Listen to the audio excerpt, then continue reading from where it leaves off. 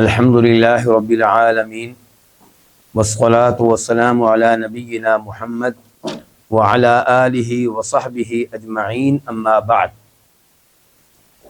آج ہم ہیں عمدۃ الاحکام کے ساتھ، اور عمدۃ الاحکام میں ہے کتاب الایمان، قسموں کے بارے میں یہ کتاب ہے، اور اس میں حدیث نمبر ہے 357، یعنی کہ اس کتاب کی عمدۃ الاحکام کی حدیث نمبر 357، اور یہ کتاب کے اس ایڈیشن کے مطابق جو میرے استعمال میں ہے 357، یعنی کہ 357، اور اس حدیث کے راوی ہیں جناب عمر بن خطاب رضی اللہ تعالی عنہ، ہمارے دوسرے خلیفہ راشد۔ وہ کہتے ہیں کہ قال رسول اللہ صلی اللہ علیہ وسلم، فرمایا نبی کریم صلی اللہ علیہ وسلم نے، ان اللہ ینہاکم ان تحلفوا بآبائکم، بے شک اللہ تعالیٰ تمہیں منع کرتا ہے۔ کس چیز سے منع کرتا ہے؟ اس چیز سے کہ تم قسم اٹھاؤ اپنے باپ دادا کی۔ اس حدیث کو روایت کیا امام بخاری رحمہ اللہ نے، اور وہاں پہ اس کا نمبر ہے 6646 6646، اور امام مسلم بھی اس کو روایت کرتے ہیں، اور وہاں پہ نمبر ہے 1646 1646، اور مسلم میں مزید الفاظ بھی آئے ہیں۔ اس لیے ہماری اس کتاب کے مؤلف کہتے ہیں، ہماری کون سی کتاب؟ عمدۃ الاحکام۔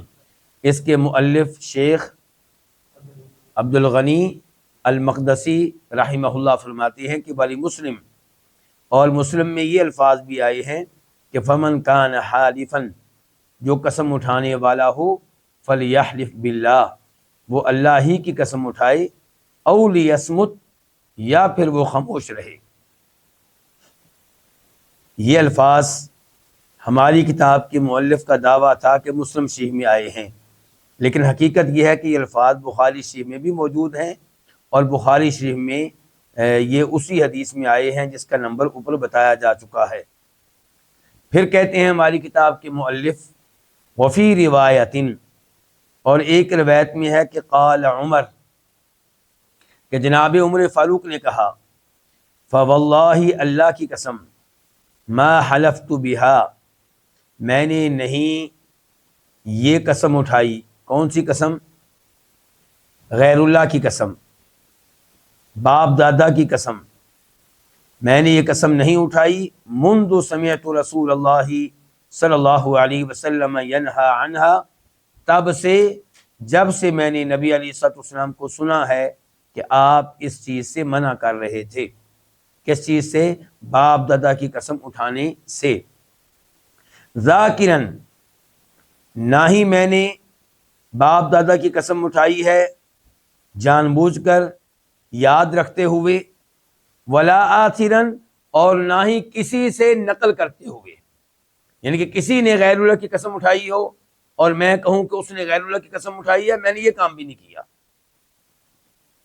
یعنی ہماری کتاب کے مؤلف کہتے ہیں، حاکیاً عن غیری انہ حلف بہا، کہ جناب عمر فاروق کے الفاظ آثرن کا معنی مفہوم یہ ہے کہ میں نے یہ کام بھی نہیں کیا کہ میں نے اپنے غیر کی طرف سے یہ قسم نقل کی ہو، جب کہ وہ غیر جو ہے وہ اللہ کے علاوہ کسی اور کی باپ دادا کی قسم اٹھا رہا ہو۔ اس حدیث سے یہ واضح طور پہ معلوم ہوا کہ باپ دادا کی قسم اٹھانا جائز نہیں ہے۔ تو کیا باپ دادا کے علاوہ کسی اور کی قسم اٹھا سکتے ہیں؟ کسی درخت کی، کعبہ شریف کی، نبی علیہ الصلوۃ والسلام کی؟ نہیں، مراد یہ ہے کہ آپ اللہ کے علاوہ کسی کی قسم نہیں اٹھا سکتے۔ لیکن حدیث میں الفاظ باپ دادا کے کیوں آئے؟ کیونکہ عام طور پہ عرب کس کی قسم اٹھاتے تھے؟ باپ دادا کی۔ انہیں اپنے باپ دادا پہ بڑا فخر ہوا کرتا تھا، بڑا ناز ہوا کرتا تھا، تو عام طور پہ وہ غیر اللہ کی جب قسم اٹھاتے تھے تو باپ دادا کی قسم اٹھاتے تھے۔ اس لیے نبی علیہ السلام نے اس سے منع کیا۔ اور اس کی دوسری وجہ بھی ہے کہ جب آپ نے منع کیا تھا اس موقع پہ عمر فاروق باپ دادا کی قسم ہی اٹھا رہے تھے۔ ورنہ دیگر حدیث سے معلوم ہوتا ہے کہ غیر اللہ کی قسم اٹھانا جائز نہیں ہے، چاہے وہ کوئی نبی ہو، چاہے کوئی فرشتہ ہو، چاہے کعبہ شریف ہو، کوئی بھی مقدس اور محترم چیز ہو، یا وہ مقدس محترم نہ ہو، قسم اٹھانے والا اسے مقدس اور محترم سمجھتا ہو، تو تب بھی قسم اٹھانا جائز نہیں ہے۔ یہاں پہ یہ حدیث ذکر کر دینا مناسب ہوگا جسے امام ابو داؤد رحمہ اللہ روایت کرتے ہیں، راوی ہیں اس کے عبداللہ بن عمر رضی اللہ تعالی عنہما، کہ من حلف بغیر اللہ کفر، جو غیر اللہ کی قسم اٹھائے گا وہ کفر کا ارتکاب کرے گا۔ اور ترمذی شریف کی حدیث ہے کہ جناب عبداللہ بن عمر کے سامنے کسی نے کعبہ کی قسم اٹھائی تو اس کے اوپر شدید ناراض ہوئے اور فرمانے لگے رب کعبہ کی قسم اٹھاؤ، کعبہ کے رب کی قسم اٹھاؤ، کعبہ کی قسم نہ اٹھاؤ۔ اس حدیث سے کیا کیا فوائد معلوم ہوئے؟ نمبر 1، یہ پتہ چلا کہ باپ دادا کی قسم اٹھانا حرام ہے، اور باپ دادا کی قسم اٹھانے سے جو ممانعت آئی ہے اس سے مراد یہ ہے کہ اللہ کے علاوہ کسی بھی چیز کی قسم اٹھانا جائز نہیں ہے۔ البتہ خالق کائنات جس چیز کی چاہے قسم اٹھائے، اسی لیے آپ قرآن کریم میں دیکھیں گے کہ اللہ تعالیٰ اپنی مخلوقات میں سے ان کی قسم اٹھاتے ہیں جن کی اہمیت ہے۔ کبھی اللہ تعالیٰ قسم اٹھاتے ہیں سورج کی، کبھی چاش کے وقت کی، کبھی اللہ تعالیٰ قسم اٹھاتے ہیں زمانے کی، اور کبھی اللہ نے قسم اٹھائی ہے نبی علیہ الصلوۃ والسلام کی زندگی کی۔ نمبر 2، اس حدیث سے مسئلہ معلوم ہوا کہ اگر آپ نے غیر اللہ کی قسم اٹھانی ہے تو بہتر یہ ہے کہ آپ خاموش رہیں۔ قسم آپ اٹھانا چاہتے ہیں تو اللہ کی اٹھائیں، اگر غیر اللہ کی قسم اٹھانا چاہتے ہیں تو بہتر یہ ہوگا کہ آپ خاموش رہیں۔ اور شاید یہاں پہ آپ کو عبداللہ بن مسعود رضی اللہ عنہ کا قول یاد آ رہا ہوگا۔ وہ کیا فرماتے ہیں عبداللہ بن مسعود کہ اگر مجھے 2 آپشن دیے جائیں، ایک یہ کہ میں اللہ کی جھوٹی قسم اٹھاؤں، اور یعنی کہ میرے سامنے 2 آپشن ہوں، ایک یہ کہ میں اللہ کی جھوٹی قسم اٹھاؤں، اور دوسرا یہ کہ غیر اللہ کی سچی قسم اٹھاؤں۔ پہلے آپشن میں کیا ہوگا؟ شرک سے بچ جاؤں گا، لیکن کبیرہ گناہ کہ اللہ کی جھوٹی قسم اٹھا رہا ہوں۔ اور دوسرے آپشن میں کیا ہے کہ میں غیر اللہ کی قسم اٹھا رہا ہوں، شرک سے بچ گیا، شرک ہو رہا ہے، کفر ہو رہا ہے، اگرچہ کبیرہ گناہ نہیں ہے۔ تو عبداللہ بن مسعود کہتے ہیں کہ اگر میرے پاس یہی 2 آپشن ہو، تیسرا آپشن نہ ہو، تو پھر میں اللہ کی جھوٹی قسم اٹھانا پسند کروں گا اس کے مقابلے میں کہ میں غیر اللہ کی سچی قسم اٹھاؤں۔ یہ معاملہ بالکل اس کے الٹ ہے جو آج کل ہو رہا ہے۔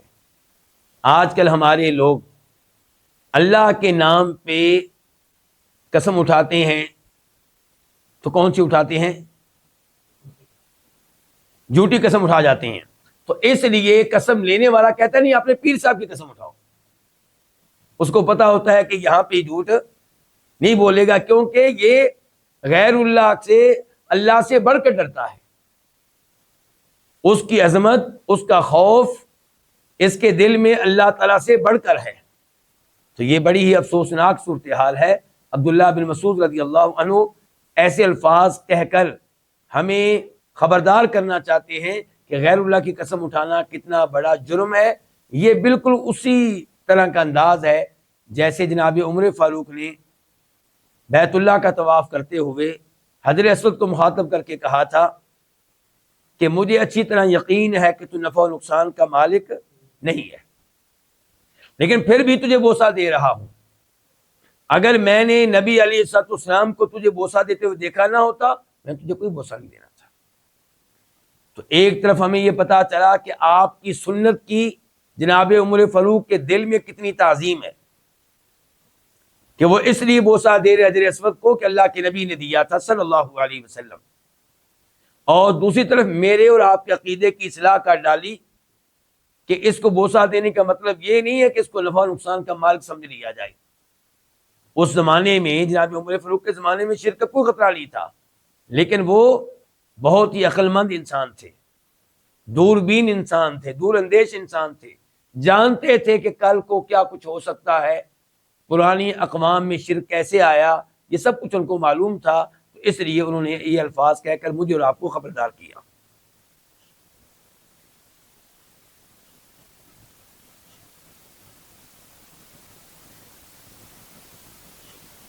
یہاں پہ یہ ذکر کر دینا بھی مناسب ہوگا کہ غیر اللہ کی قسم اٹھانے کو کفر کہا گیا ہے، لیکن یہ کفر کون سا ہے؟ کفر اصغر ہے، یہ کفر اصغر ہے۔ اب ایک سوال پیدا ہوگا کہ اگر غیر اللہ کی قسم اٹھانا جائز نہیں ہے تو مسلم شریف کی حدیث میں یہ الفاظ کیوں آئے ہیں افلح و ابیہ ان صدقہ؟ ایک آدمی آیا اور اس نے آپ علیہ الصلوۃ والسلام سے دین اسلام کے بارے میں معلومات لی، اور پھر یہ کہا کہ میں اس دین پہ جو آپ نے مجھے بتایا عمل کروں گا، نہ اس میں اضافہ کروں گا اور نہ اس سے کم کروں گا، یعنی کہ یہ اعمال سارے سر انجام دوں گا جو آپ نے بتائے ہیں، لیکن میں اضافی کوئی عمل نہیں کروں گا۔ فرض روزے رکھوں گا، نفلی روزے نہیں رکھوں گا، فرض نمازیں پڑھوں گا، نفلی نمازیں نہیں پڑھوں گا۔ تو آپ علیہ الصلوۃ والسلام نے کہا تھا کہ اگر یہ آدمی اپنی بات میں سچا ہے تو یہ کامیاب ہوگا، یہ فلاح پا جائے گا، یہ جنت لینے میں کامیاب ہو جائے گا۔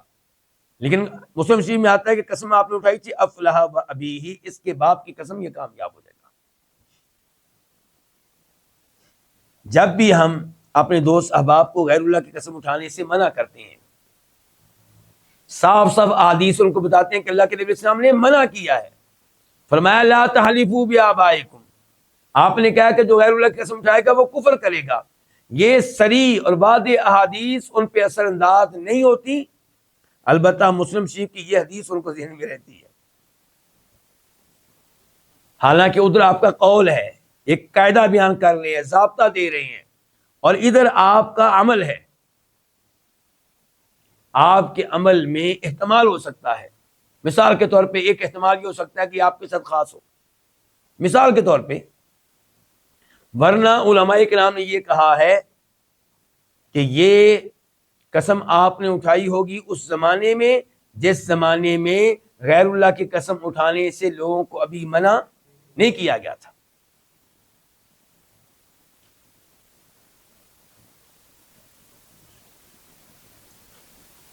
اس حدیث سے تعلق رکھنے والا ایک مسئلہ یہ بھی ہے کہ اس حدیث سے جناب عمر فاروق کی شان اور ان کا مقام و مرتبہ معلوم ہوتا ہے کہ حدیث مل جانے پہ وہ کتنی جلدی اپنی رائے کو، اپنے عمل کو چھوڑ دیا کرتے تھے، اور نبی علیہ السلام کی حدیث کو سینے سے لگا لیا کرتے تھے۔ وہ کیا کہہ رہے ہیں کہ جب سے میں نے یہ حدیث سنی ہے اس کے بعد کبھی میں نے باپ دادا کی قسم نہیں اٹھائی، خود کیا اٹھانی ہے، اگر کسی نے اٹھائی تھی تو میں نے اس کو آگے نقل نہیں کیا۔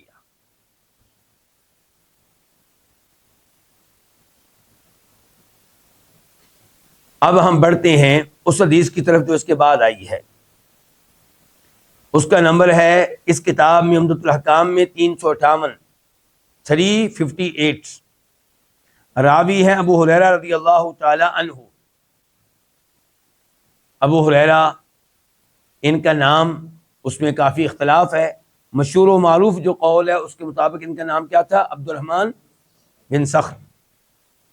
وہ روایت کرتے ہیں نبی علیہ الصلوۃ والسلام سے کہ آپ نے فرمایا قال سلیمان بن داود علیہما السلام، سلیمان بن داود علیہما السلام نے کہا، سلیمان بھی نبی ہیں، داود بھی نبی ہیں، اور بنی اسرائیل کے انبیاء کرام میں سے ہیں،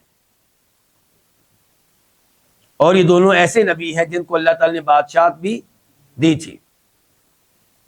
تو سلیمان علیہ السلام کہنے لگے لأطوفن اللیلہ، آج رات میں لازمی طور پہ چکر لگاؤں گا، علی 90 امرأہ، 90 عورتوں کے پاس،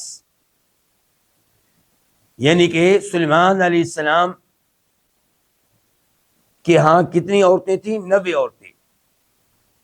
یہاں پہ میں وضاحت کر دوں آگے بڑھنے سے پہلے، کچھ روایات میں آتا ہے 60، کچھ میں آتا ہے 70، کچھ میں آتا ہے 99، اور کچھ میں آتا ہے 100، کچھ میں آتا ہے 90 تو بلکہ اسی حدیث میں بھی آ گیا۔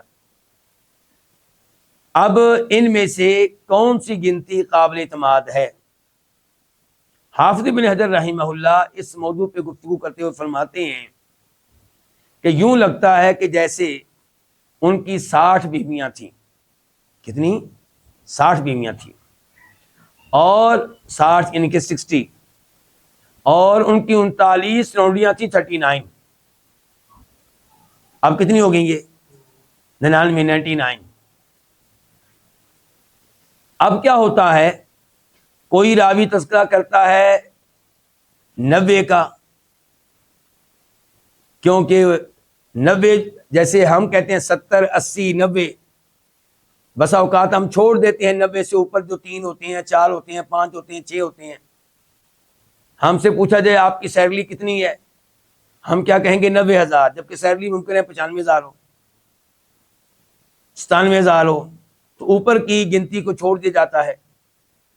اور 100 کا مطلب کیا ہے کہ جیسے کسی کی آج سیلری ہو 99 تو کیا کہہ دے گا پورا 1 لاکھ۔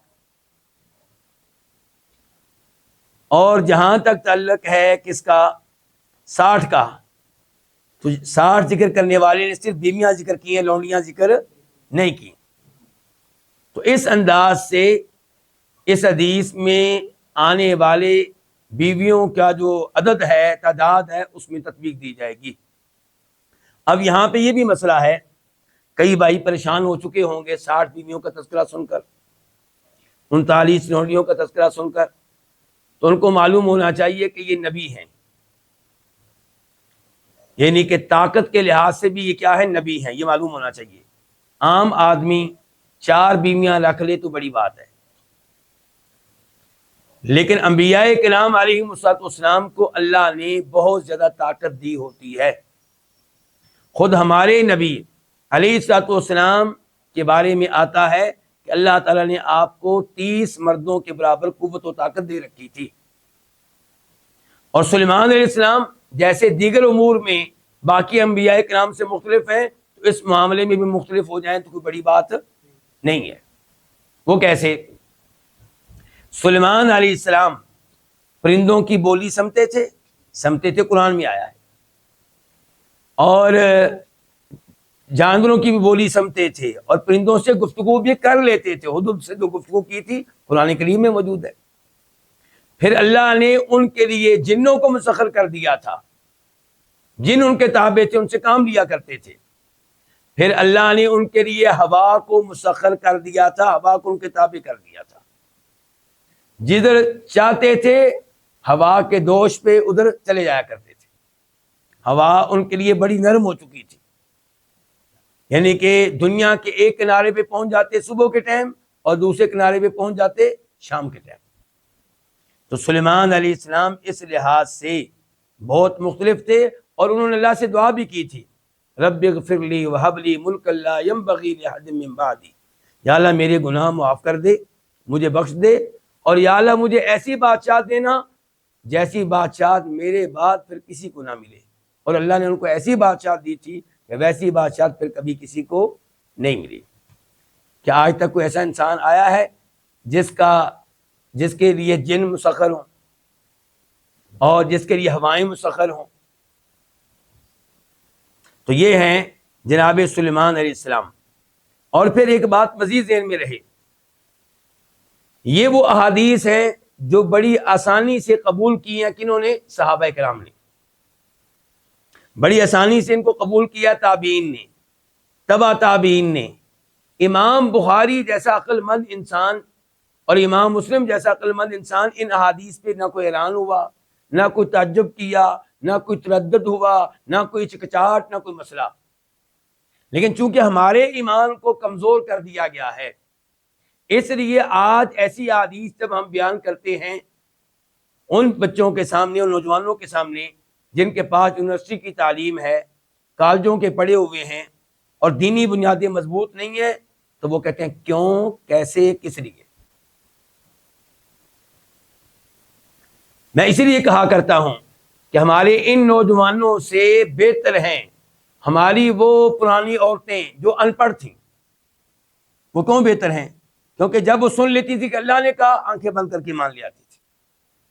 جب وہ سن لیتی تھی اللہ کے رسول نے کوئی بات کہی ہے، آنکھیں بند کر کے مان لے آتی تھی صلی اللہ علیہ وسلم.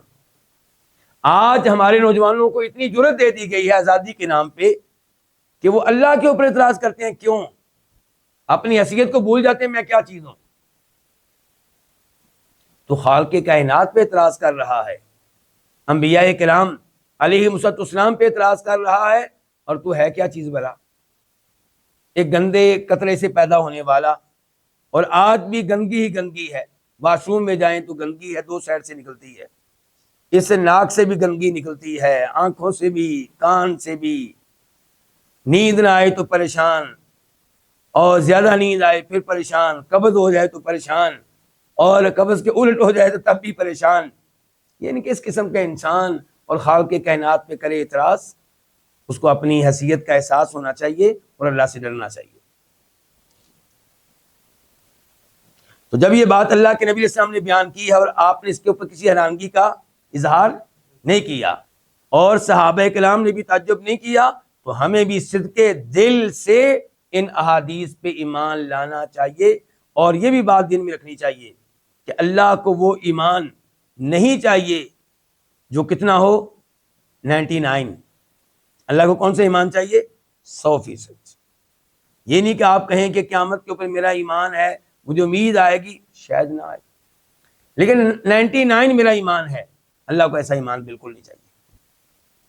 آخرت پہ آپ کہیں میرا اس قسم کا ایمان ہے، اللہ کو نہیں چاہیے. اللہ کی ذات پہ آپ کا اس قسم کا ایمان ہے، اللہ کو ایسا ایمان نہیں چاہیے. اور اگر کوئی ایسا ایمان نہیں رکھتا تو اپنا ہی نقصان کرے گا، اللہ کا قطعاً کوئی نقصان نہیں ہے. اور کوشش مجھے اور آپ کو کرنی چاہیے کہ ہم ایسی مجالس میں بیٹھیں، ایسے علماء کی مجلس میں بیٹھیں، ایسے دروس میں بیٹھیں جہاں ہمارا ایمان بڑھے. نہ یہ کہ ان مجالس میں بیٹھیں جہاں پہ ہمارا وہ ایمان جو گھر سے لے کر ہم نکلے تھے وہ بھی چلا جائے. عام طور پہ ہمارے نوجوانوں کے ساتھ یہی کچھ ہو رہا ہے کہ جو ایمان والدین کے گھر سے لے کر نکلے تھے اس میں بھی کمزوری آ جاتی ہے. تو میں سمجھتا ہوں ایسی تعلیم کا قطعاً کوئی فائدہ نہیں ہے، چاہے ہماری گفتگو کسی کو اچھی لگے یا بری لگے. ایسی تعلیم کا کوئی فائدہ نہیں ہے جس کی وجہ سے آپ کا اللہ کی ذات پہ ایمان کمزور پڑ جائے، نبی علیہ السلام کی محبت آپ کے دل میں کم ہو جائے. ایسی تعلیم کا قطعاً کوئی فائدہ نہیں.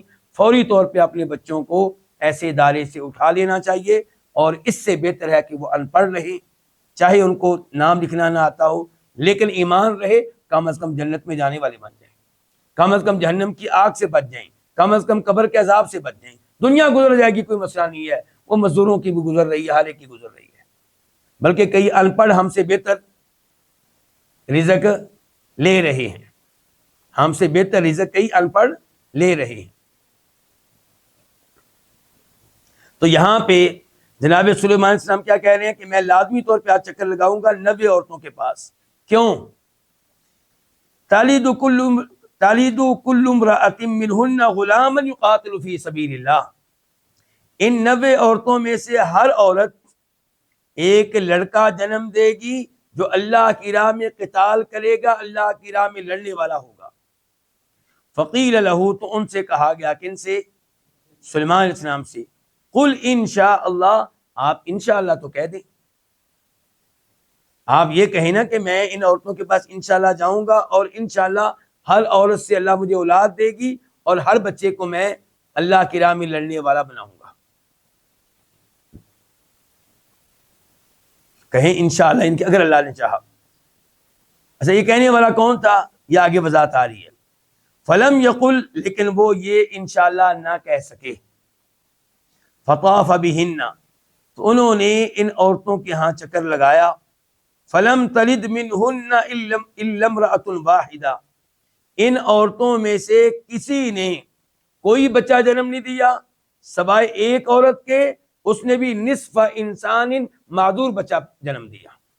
کون سا بچہ؟ معذور، جس کے دو پہلوؤں میں سے ایک پہلو جو تھا وہ گرا ہوا تھا، ساقط تھا، غیر موجود تھا. اس سے کیا پتا چلا کہ سلیمان علیہ السلام مشکل کشا تھے. حاجت روا تھے؟ نہیں، یعنی کہ بادشاہت ملی ہے، بہت کچھ ملا ہے، ہوائیں مسخر ہیں، لیکن اتنی چیزوں پہ ان کو کنٹرول دیا گیا جتنی چیزوں پہ اللہ نے چاہا، اور جہاں پہ اللہ نے نہیں چاہا وہاں پہ نہیں ملا۔ قال، فرماتے ہیں نبی علیہ الصلوۃ والسلام، فقال رسول اللہ صلی اللہ علیہ وسلم، تو فرمایا نبی علیہ الصلوۃ والسلام نے، لو قال ان شاء اللہ لم یحنث، اگر وہ کہتے کون؟ سلیمان علیہ السلام، انشاءاللہ کہہ دیتے تو لم یحنث، ان کی قسم نہ ٹوٹتی۔ وکان ذلک درکا لحاجتہ، اور یہ انشاءاللہ کہہ دینے سے ان کی حاجت بھی پوری ہو جاتی، ان کہ اللہ ان کو اولاد دے دیتا۔ اس حدیث کو روایت کیا امام بخاری رحمہ اللہ نے، اور ایک بار نہیں کئی بار۔ اب ذرا توجہ چاہیے ہوگی مجھے آپ کی، جس سے آپ کو پتہ چلے گا ہم جو کتاب پڑھ رہے ہیں یہ عمدۃ الاحکام، اس کا موضوع کیا ہے؟ فقہی احکام و مسائل، یعنی کہ وہ احادیث ذکر کی گئی ہیں اس کتاب میں جن کا تعلق عقیدے سے نہیں ہے بلکہ کن سے؟ احکام و مسائل سے۔ تو امام بخاری کی جو حدیث کی کتاب ہے وہ بھی فقہات کی عظیم کتاب ہے۔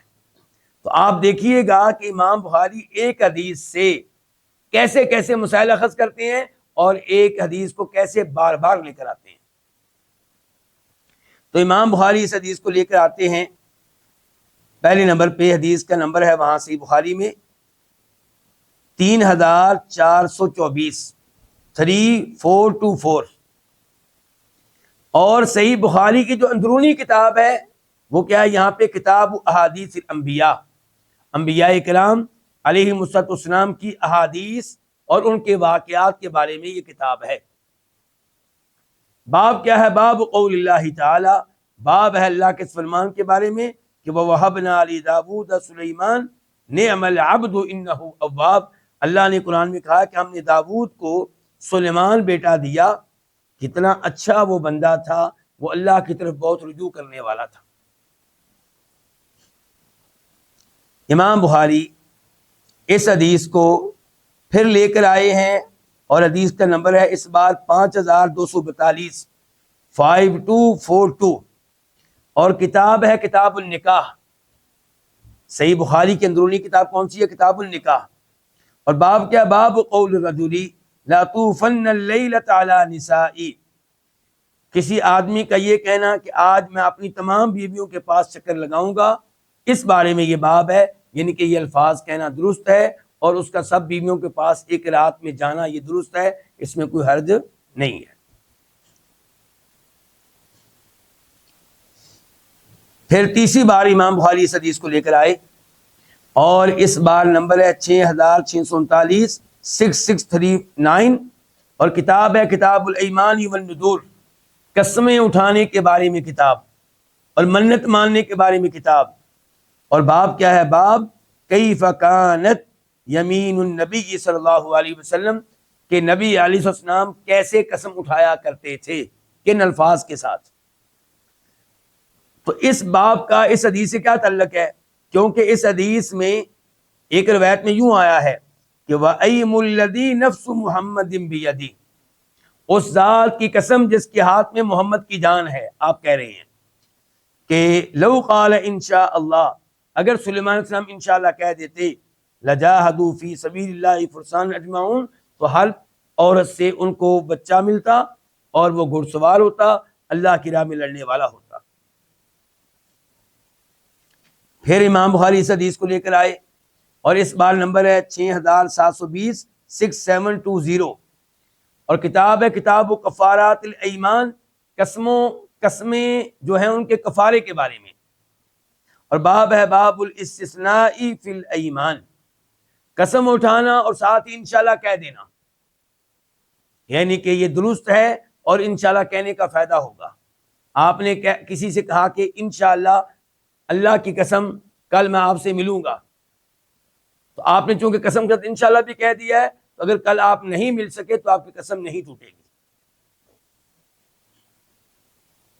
پھر امام بخاری اس حدیث کو لے کر آئے، نمبر ہے 7469، 7469، اور کتاب ہے کتاب التوحید، اور باب فی المشیۃ والارادہ، باب ہے اللہ کی مشیت کے بارے میں، اللہ کے ارادے کے بارے میں، کیونکہ اس حدیث میں اللہ کی مشیت کا اس بات ہے انشاءاللہ کہ اللہ کی مشیت ہوگی تو پھر میں یہ کام کروں گا. تو اللہ کی مشیت پہ میرا اور آپ کا ایمان ہونا چاہیے. وما تشاءون الا ان یشاء اللہ. اصل مشیت کس کی ہوتی ہے؟ اللہ کی. اللہ کی مشیت ہو تو پھر وہاں پہ میری مشیت چلے گی، میری مرضی چلے گی، میرا ارادہ چلے گا. جہاں پہ اللہ کی مشیت نہ ہو وہاں پہ انسانی مشیتیں، انسانی ارادے فیل ہو جاتے ہیں. اچھا بلا پروگرام بنایا ہوتا ہے کیا، کل جناب والا ولیمہ ہوگا، شادی ہال بک کیا گیا ہے بہت بڑا، آپ سوچ سکتے ہیں کہ 1 کروڑ روپیہ رینٹ ادا کیا گیا ہے، کھانے کے بندوبست کرنے پہ بھی پتہ نہیں کتنے کروڑ روپیہ خرچ کیا گیا ہے. اچانک کو ایسا حادثہ ہوتا ہے، ہر ایک چاہتا ہے کہ کل ولیمہ ہو، دلہا بھی چاہتا ہے، دلہن بھی چاہتی ہے، دلہے کے رشتہ دار بھی، دلہن کے رشتہ دار بھی، آنے والے بھی، لیکن کوئی نہ کوئی ایسا کام ہو جاتا ہے کہ انسانی ارادے فیل، انسانی کوششیں فیل، انسانی مشیت فیل، اللہ کی مشیت نافذ ہو کر رہتی ہے. وما تشاءون الا ان شاء اللہ رب العالمین. اب دیکھتے ہیں کہ اس حدیث سے کیا کیا مسائل معلوم ہوئے. اس حدیث سے پتہ چلا کہ قسم میں انشاءاللہ کہنا یہ مفید ہے. اس سے ایک تو امید ہے کہ آپ کا کام ہوگا، کیونکہ آپ نے کیا کہا ہے؟ انشاءاللہ. انشاءاللہ کہہ کے آپ نے اللہ سے امید رکھی ہے کہ اللہ میری مدد کرے گا اور میرا یہ کام ہوگا. اور دوسرے نمبر پہ یہ مسئلہ معلوم ہوا کہ انشاءاللہ کہہ دینے سے یہ فائدہ ہوگا کہ اگر آپ اپنی قسم کو پورا نہیں کر سکے تو پھر آپ کو قسم کا کفارہ ادا نہیں کرنا پڑے گا. اس حدیث سے عبرت ملتی ہے، نصیحت ملتی ہے، اور وہ یہ کہ ایک عظیم نبی انہوں نے اعلان کیا ہے کہ میں یہ کام کروں گا، مجھے ہر ایک سے اولاد ملے گی، نہیں ملی.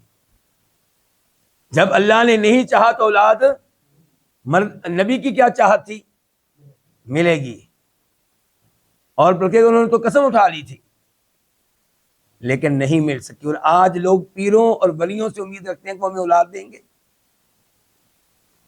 وہ ہماری مشکلات کو دور کریں گے، وہ ہماری حاجات کو پورا کریں گے. ایسا قطعاً نہیں ہونے والا. اس حدیث سے بھی مسئلہ معلوم ہوا کہ اللہ کے نبی علیہ السلام اور اللہ کے ولی وہ بڑے عقل مند ہوتے ہیں، بڑے سمجھدار ہوتے ہیں. وہ اپنی عادت اور اپنے معاملات میں اچھی نیت کر کے ثواب حاصل کر لیتے ہیں. ان کے بیگم کے پاس جانا یہ بنیادی طور پہ عبادت نہیں ہے، لیکن جب آپ اچھی نیت سے جا رہے ہیں تو اچھی نیت سے جانا بھی عبادت بن جائے گا. جب جانے کا مقصد یہ ہے کہ میں نے یہاں سے اولاد لینی ہے، اور اولاد کیا بنے گی؟ عالم دین. اولاد کیا بنے گی؟ حافظ قرآن. اولاد کیا بنے گی؟ نمازی. میں اولاد لوں گا، ان کو اچھا مسلمان بناؤں گا. اس قسم کی نیت سے جب بیگم کے پاس جائیں گے تو یہ جانا بھی باعث اجر و ثواب ملے گا، باعث اجر و ثواب بنے گا. جب نیت یہ ہوگی کہ میں اس لیے جا رہا ہوں تاکہ میں گناہ سے بچ سکوں، اپنی بیگم کو گناہ سے بچا سکوں، تو اس وجہ سے بھی آپ کو اجر و ثواب ملے گا. آپ رات کو سوتے ہیں اور جلدی سو رہے ہیں اس نیت سے کہ فجر کی نماز پڑھ سکوں، تہجد کی نماز پڑھ سکوں، تو پوری رات کی نیند کیا بن جائے گی؟ عبادت بن جائے گی. کھانا اگر آپ اس لیے کھاتے ہیں کہ تھوڑی بہت مجھے تقویت ملے گی اور میں اللہ کے دین کا کام کر سکوں گا یا بچوں کے لیے رزق حلال کما سکوں گا، تو انشاءاللہ یہ کھانا کھانا بھی آپ کے لیے عبادت بن جائے گا.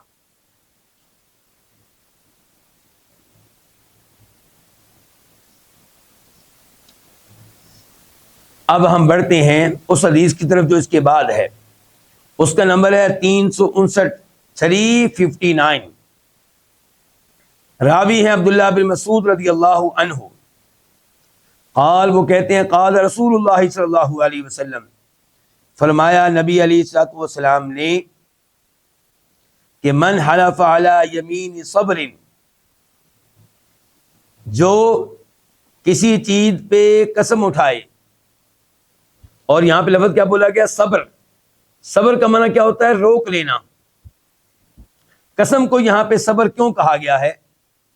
کیونکہ اس قسم کی وجہ سے اس کو روک لیا جاتا ہے جس سے قسم لینی ہے. کہ قسم اٹھاؤ گے تو تمہاری جان چھوٹے گی، قسم اٹھاؤ گے تو تمہاری جان چھوٹے گی۔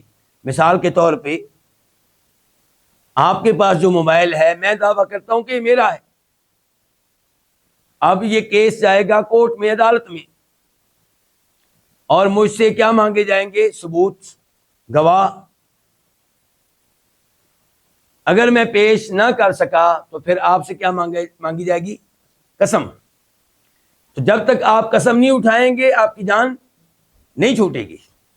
تو گویا کہ یہ وہ قسم ہو گئی جس کی وجہ سے اس کو روک لیا جائے گا جس سے قسم کا مطالبہ ہے۔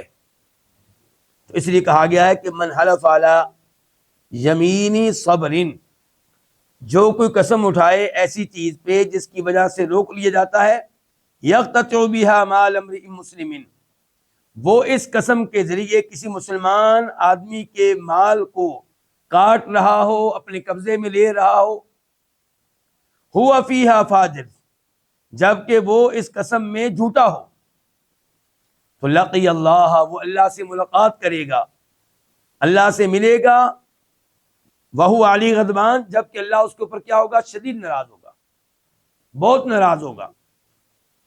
ونزلت، اور یہ آیت نازل ہوئی کہ ان الذین یشترون بعہد اللہ وایمانہم ثمنا قلیلا، کہ بے شک وہ لوگ جو اللہ کے عہد کے بدلے میں اور اپنی قسموں کے بدلے میں تھوڑا سا مال لے لیتے ہیں، یعنی کہ قسمیں توڑ دیتے ہیں تھوڑے سے مال کی خاطر، جو معاہدہ کیا ہوتا ہے، عہد کیا ہوتا ہے، وہ توڑ دیتے ہیں تھوڑے سے مال کی خاطر، اولئک لا خلاق لهم فی الآخرہ، ان کو آخرت میں کچھ نہیں ملے گا، ان سے اللہ کلام نہیں کرے گا، ان کی طرف اللہ دیکھنے کے لیے تیار نہیں ہوگا، ان کو اللہ اس گناہ سے پاک نہیں کرے گا، اور ان کے لیے دردناک عذاب ہے۔ یہ ہے سورہ آل عمران کی آیت نمبر 77۔ اس حدیث کو امام بخاری بھی روایت کرتے ہیں، امام مسلم بھی۔ آئیے اب دیکھتے ہیں کہ صحیح بخاری میں اس حدیث کے نمبرز کیا ہیں، اور امام بخاری نے اس حدیث سے کیا کیا مسائل اخذ کیے ہیں۔ نمبر 1، امام بخاری اس کو لے کر آئے ہیں، اور نمبر ہے صحیح بخاری میں اس کا 2356، 2356، کتاب ہے کتاب المساقہ۔ اور امام بخاری نے کتاب المساقہ سے مراد کیا لیا صحیح بخاری میں؟ کہ زمین اور باغات کی آبپاشی کے بارے میں یہ باب ہے، زمین کو پانی دینا، باغوں کو، درختوں کو پانی دینا، اس بارے میں یہ باب ہے۔ تو وہاں پہ اس بارے میں کتاب ہے، اور باب کیا قائم کیا ہے اس کے اوپر؟ باب الخصومۃ فی البئر والقضاء فیہا، یہ باب ہے کنویں کے بارے میں، جھگڑا کرنے کے بارے میں، اور کنویں کے متعلق فیصلہ دینے کے بارے میں۔ کنویں کا کوئی تذکرہ ہی نہیں آیا، تو اصل میں یہاں پہ حدیث مکمل نہیں آئی۔ یہ حدیث کس صحابی نے بیان کی ہے؟ عبداللہ بن مسعود نے۔ تو اس حدیث کا باقی حصہ آگے آ رہا ہے کہ جب عبداللہ بن مسعود نے حدیث بیان کی تو بیان کر کے فارغ ہوئے، تو اشعث بن قیس آئے ان لوگوں کے پاس جن کو عبداللہ بن مسعود یہ حدیث سنا چکے تھے۔ تو اشعث بن قیس کہنے لگے کہ عبداللہ بن مسعود کیا بیان کر رہے تھے؟ انہوں نے کہا جی یہ والی حدیث بیان کر رہے تھے۔ تو کہنے لگے کہ بالکل یہ صحیح کہہ رہے ہیں، اور اس حدیث کا تعلق مجھ سے ہے، میرے مابین اور ایک آدمی کے مابین کنویں کے معاملے میں جھگڑا تھا، زمین اس کی تھی اور میرا دعویٰ یہ تھا کہ اس کی زمین میں جو کنواں ہے وہ میرا ہے، وہ کہتا تھا زمین میری ہے تو کنواں بھی میرا ہے۔ تو ہمارا کیس گیا نبی علیہ الصلوۃ والسلام کے پاس، تو آپ علیہ الصلوۃ والسلام نے مجھ سے کہا شاہدہ کا او یمین ہو، 2 گواہ لے کر آؤ، ورنہ پھر ہم اس سے قسم لیں گے اور کنواں اس کا ہو جائے گا۔ تو کہتے ہیں میں نے کہا اللہ کے رسول صلی اللہ علیہ وسلم یہ تو یہودی ہے، یہ قسم اٹھا لے گا جھوٹی، اس نے کون سی پرواہ کرنی ہے۔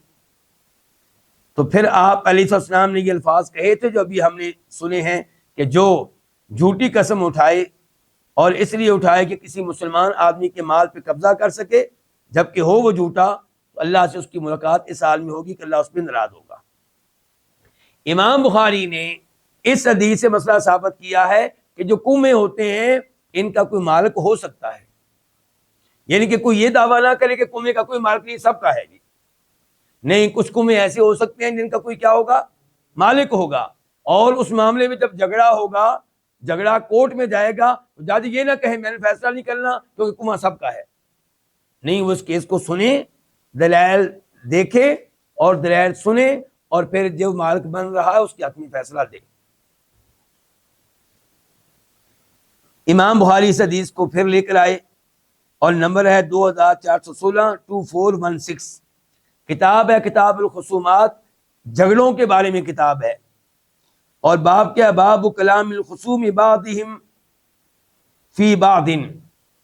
امام بخاری اس حدیث سے ثابت کر رہے ہیں کہ جب جھگڑا ہوگا دو آدمیوں میں، دو گروہوں میں، عدالت میں جانے سے پہلے یا عدالت میں، تو اگر زبان سے کوئی کسی کے خلاف چند الفاظ کہہ دیتا ہے تو ان کو برداشت کیا جائے، الا یہ کہ الفاظ اتنے سخت ہوں کہ جن کے اوپر شریعت نے کوئی حد مقرر کر رکھی ہو، یا وقت کے حکمران نے تعزیر مقرر کر رکھی ہو، تو وہاں پہ سزا ملے گی، اتنے سخت الفاظ تو نے کیوں کہے ہیں۔ لیکن حد و تعزیر تک جو الفاظ نہ پہنچتے ہوں وہ اگر کہہ دیے گئے ہیں تو نظر انداز کیا جائے گا، جیسا کہ یہاں پہ اشعث بن قیس نے کیا کہا کہ اللہ کے رسول صلی اللہ علیہ وسلم یہ جھوٹی قسم اٹھا جائے گا، یہ کوئی پرواہ نہیں کرے گا، تو آپ ان الفاظ پہ ناراض نہیں ہوئے۔ تیسرے نمبر پہ امام بخاری اس حدیث کو لے کر آئے، حدیث کا نمبر ہے 2515 2515، اور کتاب ہے کتاب الرہنی، گروی رکھنے کے بارے میں، کوئی چیز گروی رکھنا، سیکورٹی کے طور پہ رکھنا۔ جب آپ کسی سے قرضہ لیتے ہیں تو وہ کیا کہے گا کہ میرے پاس کوئی چیز ضمانت کے طور پہ، سیکورٹی کے طور پہ، گروی کے طور پہ رکھو، تاکہ مجھے یقین رہے کہ آپ میرا مال جو بطور قرض لے رہے ہیں واپس کریں گے۔ تو ممکن ہے کہ آپ سیکورٹی کے طور پہ اس کے پاس موبائل رکھ دیں، زیورات رکھ دیں، زمین رکھوا دیں، زرعی زمین، یا مکان کی چابیاں اس کو دے دیں۔ تو اب باب کیا ہے، امام بخاری کہتے ہیں اذا اختلف الراہن والمرتہن ونحوہ فالبینۃ علی المدعی والیمین والمدعی علیہ، کہ جب گروی رکھنے والے اور گروی لینے والے میں اختلاف ہو جائے، کورٹ میں معاملہ چلا جائے، یعنی کہ میں نے آپ کے پاس موبائل رکھا تھا گروی کے طور پہ، ایسا ہی ہے، اچھا کیونکہ قرضہ کس نے لیا، میں نے، آپ تھے قرضہ دینے والے، گروی دینے والا میں تھا، آپ تھے گروی وصول کرنے والے، اب میں نے قرضہ آپ کو واپس کیا، موبائل مانگا واپس، تو جناب والا میرا دعویٰ یہ ہے کہ جو موبائل میں نے دیا تھا وہ اور تھا، آپ جو موبائل واپس کر رہے ہیں یہ اور ہے، یا میں کہتا ہوں میرا موبائل بالکل نیا تھا اور یہ جو آپ واپس کر رہے ہیں یہ تو پرانا ہے، استعمال شدہ ہے، یا زمین گروی کے طور پہ میں نے آپ کے پاس رکھی تھی، میرا دعویٰ یہ ہے کہ زمین میں درخت بھی تھے، آپ کہتے ہیں کوئی درخت نہیں تھا، اب یہ درختوں کا دعویٰ کون کر رہا ہے، میں، تو اب یہ کیس جب جائے گا کورٹ میں تو جج صاحب فیصلہ کیسے کریں، تو جواب امام بخاری یہ دے رہے ہیں کہ جو دعویٰ کرنے والا ہے اس سے جج کہے گا کہ آپ ثبوت لے کر آئیں کہ کوئی گواہ کہ آپ کی زمین میں درخت موجود تھے، ورنہ کیا ہوگا، ورنہ قسم لی جائے گی کن سے، جن کے پاس زمین بطور گروی تھی، جنہوں نے قرضہ دیا تھا، تو اگر میں گواہ پیش نہیں کر پاتا، دلائل نہیں دے پاتا، تو وہ قسم دے کر بری ہو جائیں گے۔ آپ کو ان امور سے کیا لگ رہا ہے کہ اسلامی قانون میں طاقت ہے نظام چلانے کی یا طاقت نہیں ہے؟ آپ شاید میرا سوال نہیں سمجھ سکے۔ آج کل شاید کئی وکیل یہ سمجھتے ہوں کہ اسلامی شریعت آ گئی تو کیسے نظام چلے گا، ہمارا جو آج کا نظام ہے اس میں تو بڑے جناب ہم نے قوانین بنا رکھے ہیں، پارلیمنٹ سے روز قانون پاس ہوتا ہے، تو معاملات چل رہے ہیں، باریک بینیاں ہیں، اور قرآن و حدیث میں کہاں چھوٹی چھوٹی باتوں کے بارے میں ہمیں یعنی کہ فیصلہ ملے گا، جج کیسے فیصلہ کر سکیں گے؟ تو یہ میں بتانا چاہتا ہوں ایک حدیث سے کتنے کتنے مسائل اخذ ہو رہے ہیں۔ جب اسلامی قانون ہوگا تو پھر وکیل آپ نہیں ہوں گے، پہلی بات ہے کہ جج اکیلا ہی کافی ہوگا، کیونکہ وہ عالم دین ہوگا، وہ قرآن و حدیث کو جاننے والا ہوگا، تو اس لیے سارے مسئلے حل ہو جائیں گے اور وکیلوں کی فیسیں بھی ختم ہو جائیں گی، اور یہ جھوٹ جو سکھاتے ہیں مدعی کو بھی مدعا علیہ کو بھی، وہ بھی سکھانے والا کوئی نہیں ہوگا. تو ان کے چلے جانے سے فائدہ ہوگا، نقصان نہیں ہوگا.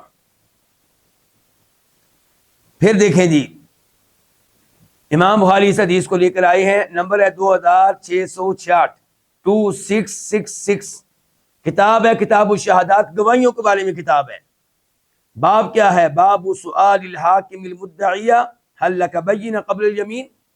امام بخاری نے اس حدیث سے مسئلہ ثابت کیا ہے کہ جج جو ہے وہ مدعی سے جو کیس لے کر آیا ہے کورٹ میں، اس سے پوچھے گا کہ کیا تمہارے پاس ثبوت ہیں، تمہارے پاس گواہ ہے. مدعا علیہ سے قسم بعد میں لی جائے گی، مدعا علیہ سے قسم بعد میں لی جائے گی.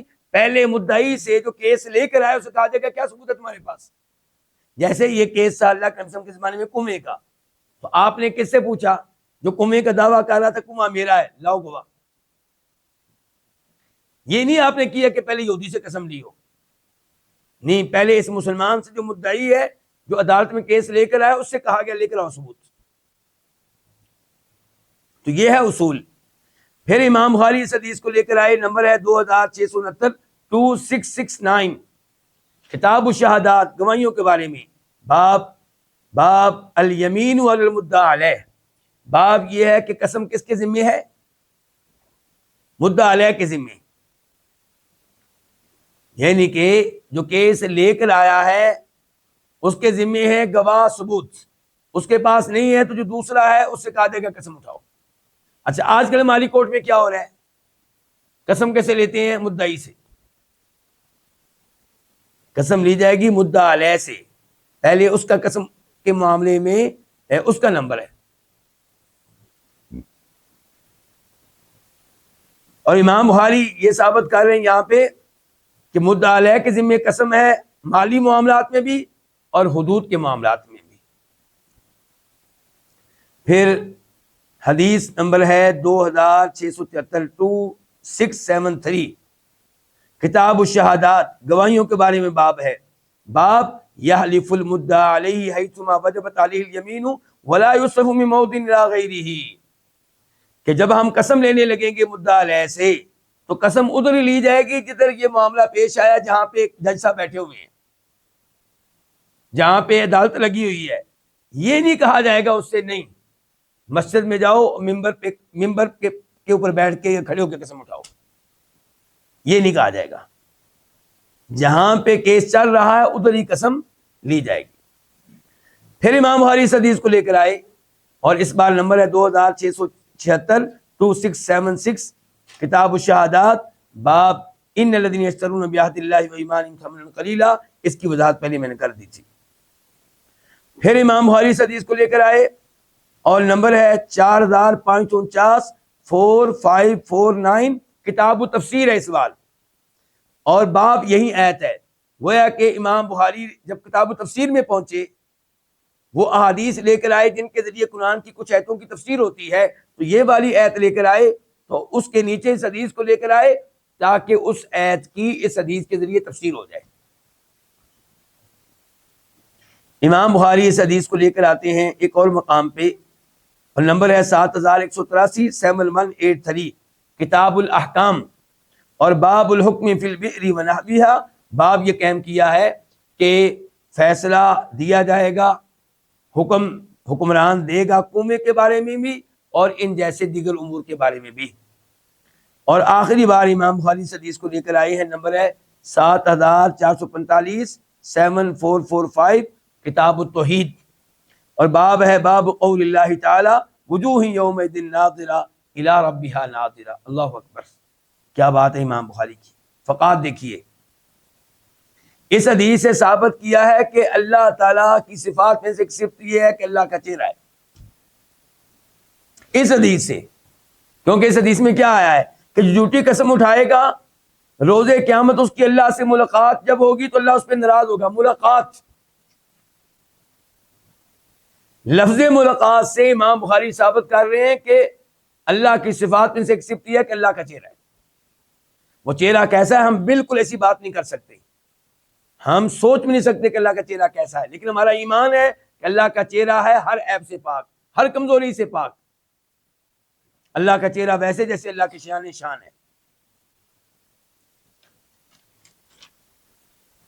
تو اب آخر میں ایک خلاصے کے طور پہ ذکر کرنا چاہوں گا اس حدیث سے کیا کیا مسائل معلوم ہوئے. نمبر ایک یہ کہ لوگوں کا مال جھوٹے دعوے کر کے، جھوٹی قسمیں اٹھا کے لوٹنا یہ حرام ہے اور کبیرہ گناہ ہے، اور ایسے آدمی پہ اللہ شدید ناراض ہوگا روز قیامت. آج دوسرے بھائی کے مال پہ قبضہ کرنا جرم ہی نہیں رہا، لوگ اس کو معمول کی کارروائی سمجھتے ہیں. نمبر دو، اس حدیث میں آیا کہ جو جھوٹی قسم اٹھا کے کسی مسلمان کے مال پہ قبضہ کرے، تو چونکہ عام طور پہ مسلمان ملک میں مسلمان ہی رہتے ہیں اس لیے مسلمان کا لفظ استعمال کیا گیا ہے، ورنہ اسلامی کنٹری میں، اسلامی ملک میں جو ذمہ رہتا ہے، جو کافر شہری ہے، عیسائی رہتا ہے، ہندو رہتا ہے، سکھ رہتا ہے، اس کے بھی یہی حقوق ہیں. اس کے مال پہ بھی قبضہ کرنے کی اجازت نہیں ہے، چاہے آپ یعنی کہ وہ قبضہ کسی بھی طریقے سے کر رہے ہوں. جھوٹی قسم اٹھا کے کریں گے تو جرم زیادہ شدید ہوگا. تیسرے نمبر پہ یہ سزا اس کے لیے جو توبہ نہ کرے. اگر کسی نے جھوٹی قسم اٹھائی تھی پھر وہ توبہ کر لیتا ہے اور وہ مال جو کسی کا لوٹا تھا جھوٹی قسم کے ذریعے واپس کر دیتا ہے اور اس سے بھی معافی مانگ لیتا ہے تو انشاءاللہ پھر وہ اس سزا سے بچ جائے گا. اچھا، یہ کیوں کہا گیا اس حدیث میں کہ جو غلط قسم اٹھائے جبکہ وہ اس میں جھوٹا ہو؟ فاجر کا لفظ بولا گیا ہے تاکہ یہ بتایا جا سکے کہ اگر کسی نے ایسی قسم اٹھائی ہے اور کسی غلط فہمی کے نتیجے میں اٹھا دی تھی، جان بوجھ کر جھوٹ نہیں بولا، وہ سمجھ رہا تھا کہ میں سچا ہوں، تو اس کے لیے پھر اتنی سخت وعید نہیں ہے.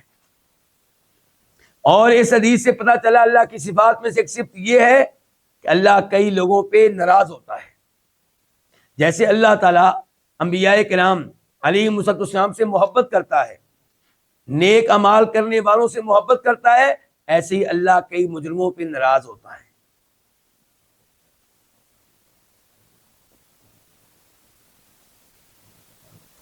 جلدی سے اگلی حدیث میں پڑھنے لگا ہوں کیونکہ اس کا تعلق اسی حدیث سے ہے.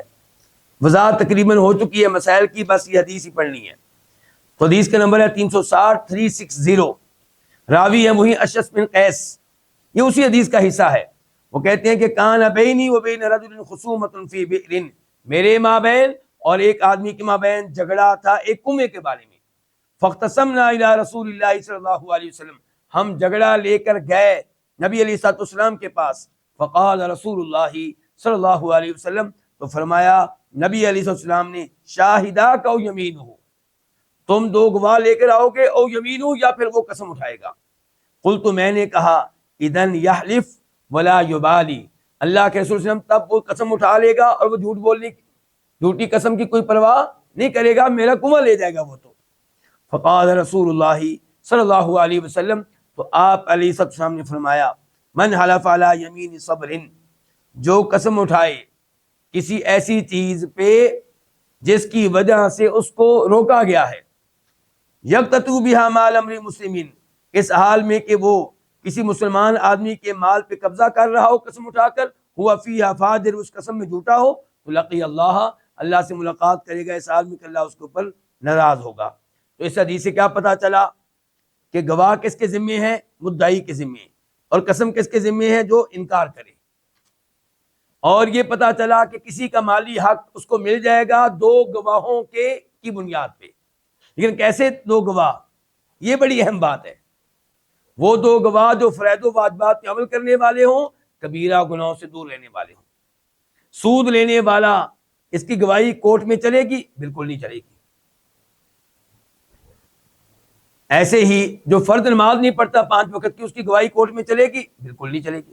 جو رمضان کے روزے نہیں رکھتا، اس کی گواہی کورٹ میں نہیں سنی جائے گی. تو یہ لوگ جو ہے یہ تو عدالت میں گواہی دینے کے لائق نہیں ہے. چاہے جائے کہ ان کو جج بنایا جائے، چاہے جائے کہ ان کو آپ حکمران بنائیں. لیکن حکمران بن گیا ان میں سے کوئی، تو پھر ہم پابند ہیں کس بات کے کہ ہم ان کی بات سنیں گے بھی اور ان کے وہ آرڈرز مانیں گے بھی جو شریعت کے خلاف نہیں. لیکن اگر میرے بس میں، آپ کے بس میں ان کو حکمران مقرر کرنا، تو بالکل ہم ان کو مقرر نہیں کریں گے۔ تیسرے نمبر پہ پتہ چلا کہ یمین غموس جھوٹی قسم جو ہے اس کے اوپر کتنی شدید وارننگ آئی ہے کہ ایسا آدمی اللہ سے ملے گا تو اللہ ناراض ہوگا، اور جس پہ اللہ ناراض ہوگا وہ جنت میں جائے گا۔ وہ کہاں جائے گا؟ جہنم میں جائے گا۔ اور اس حدیث سے یہ بھی پتہ چلا کہ اگر کوئی جج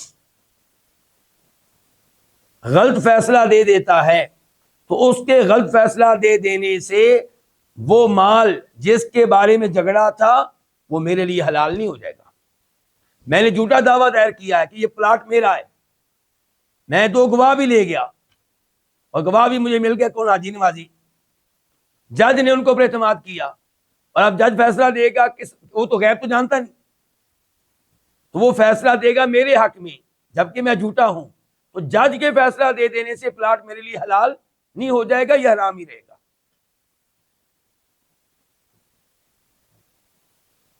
اور اسے یہ بھی پتا چلا کہ مدعا علیہ وہ جیسا بھی ہے، گواہ نہیں، مدعا علیہ جس کے خلاف میں نے کیس دائر کیا تھا، وہ اگر میں گواہ اگر پیش نہیں کر سکا اس بارے میں کہ یہ پلاٹ میرا ہے، اب جج اس سے کہے گا تم قسم اٹھاؤ کہ تمہارا ہے، اس نے قسم اٹھا دی تو اس کی قسم پہ اعتبار کیا جائے گا چاہے وہ جیسا بھی ہو، کیونکہ چیز اسی کی ہے، اور کون قسم اٹھائے گا؟ وہی اٹھائے گا نا، اور کون اٹھائے گا؟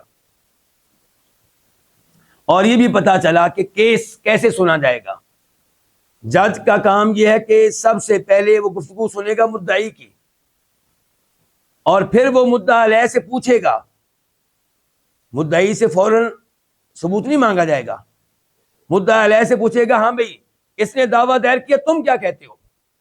اگر وہ کہے کہ میں اس کے دعوے کو نہیں مانتا کہ پلاٹ میرا ہے، اب کہا جائے گا مدعی سے لاؤ جی گواہ، وہ لے آئے تو ٹھیک، نہ لا سکے تو پھر قسم لی جائے گی کس سے؟